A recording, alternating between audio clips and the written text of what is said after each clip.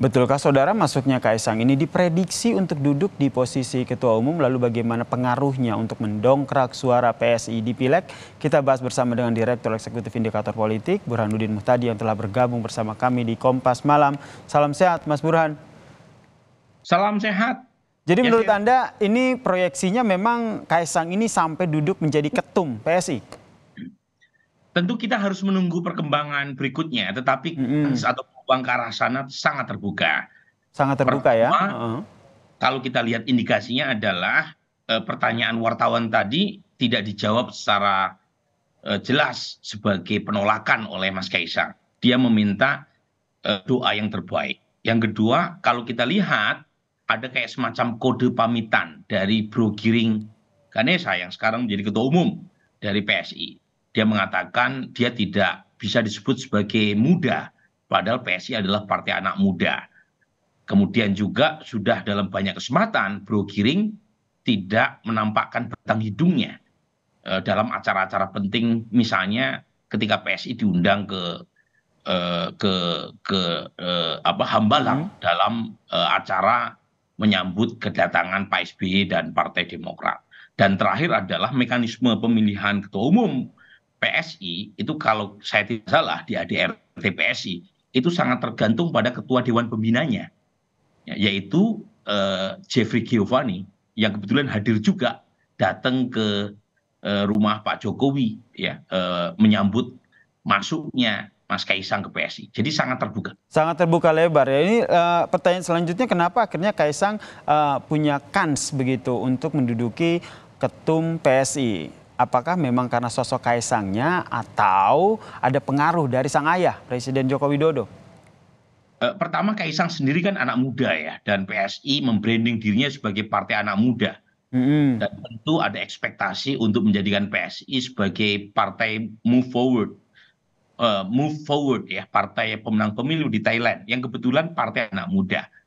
Jadi tetapi tentu saja Kaisang tidak akan dibicarakan banyak orang kalau bukan anak Presiden Jokowi yang kebetulan presiden dengan popularitas tinggi saat ini di kisaran 80-an%.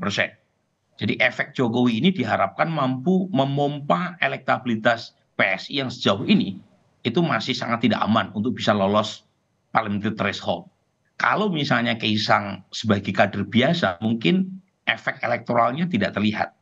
Tapi kalau langsung dipasang sebagai ketua umum, mungkin efek elektoralnya bisa mengangkat minimal ya meloloskan PSI ke Senayan. Ini jadi salah satu strategi PSI begitu ya, memanfaatkan popularitas dan juga potensi dari Kaisang ini untuk bisa duduk di Senayan begitu ya menurut Anda ya? Betul. Dan tentu ada potensi negatif ya yang mungkin dialami oleh sebagian partai kalau misalnya eksperimen Kaisang ini sukses mendulang suara buat PSI. Dan kalau Oke. dilihat dari sisi satu adalah partainya Pak Jokowi yaitu PD Perjuangan. Dan kalau misalnya PD Perjuangan dan yang kedua adalah basis demografi ya, terutama anak muda dan nasionalis serta segmen non-Muslim itu memang yang potensial dirugikan oleh kehadiran PSI kalau misalnya dipegang oleh Mas Kaisang adalah PD Perjuangan. Oke, ini kenapa akhirnya PDI Perjuangan ini cukup dipengaruhi begitu dengan bergabungnya Kaisang ke PSI? Pertama tadi saya sebut ya, bagaimanapun Kaisang nggak bisa dilepaskan dari sosok ayahnya. Betul. Kalau misalnya Kaisang menjadi ketua umum PSI, itu kan seolah-olah ada bacaan ayahnya ini merestui ya keterlibatan Kaisang di PSI, dan itu memberi sinyal kepada pendukung Jokowi bahwa Jokowi bukan semata-mata melabuhkan dukungan atau restunya kepada PD Perjuangan, kan ada Kaisang yang menjadi apalagi kalau menjadi ketua umum PSI. Jadi pendukung Jokowi kan seperti dapat sinyal bahwa bukan hanya PD Perjuangan saja nih, partainya Pak Jokowi dan keluarga. Ini kedepannya bakal ada potensi konflik gak sih antara PSI dan juga PDIP? Ya kan sudah terjadi ya Sir. Kan sudah terjadi dalam beberapa bulan terakhir ya. PSI merasa tidak diapresiasi dukungan kepada Ganjar. kemudian PSI tidak dilibatkan dalam rapat-rapat pemenangan partai pendukung Ganjar, dan akhirnya PSI belakangan seperti malu-malu kucing untuk mendukung Pak Prabowo, ngakunya masih belum punya capres, tapi dalam acara-acara Gerindra selalu hadir gitu. Jadi udah terlihat. Nah, menurut saya masuknya Kaisang ini menambah antagonisme politik antara PSI dan PD Perjuangan. Apalagi kalau secara elektoral, misalnya eksperimen Kaisang ini mampu menarik sebagian pendukung PD Perjuangan untuk kemudian melirik PSI. Pengaruhnya ke hubungan antara PDIP dan Joko Widodo seperti apa? Nah, dengan munculnya, jangankan sebagai ketua umum PSI ya, Kaisang masuk sebagai anggota PSI ini saja itu juga potensial mempengaruhi hubungan kedua sosok ini ya. Satu adalah Pak Jokowi, yang kedua adalah PD Perjuangan.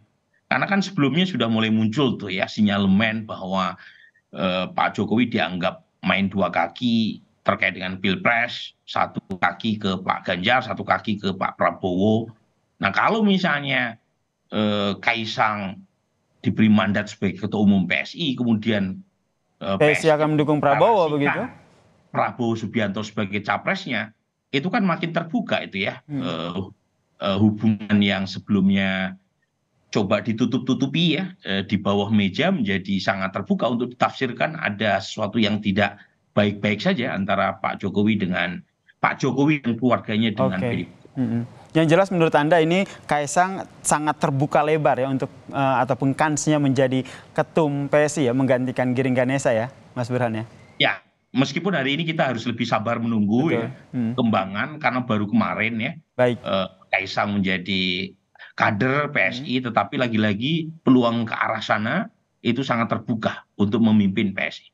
Baik, terima kasih Direktur Eksekutif Indikator Politik Burhanuddin Muhtadi telah bergabung bersama kami di Kompas Malam. Salam sehat Mas Burhan. Makasih.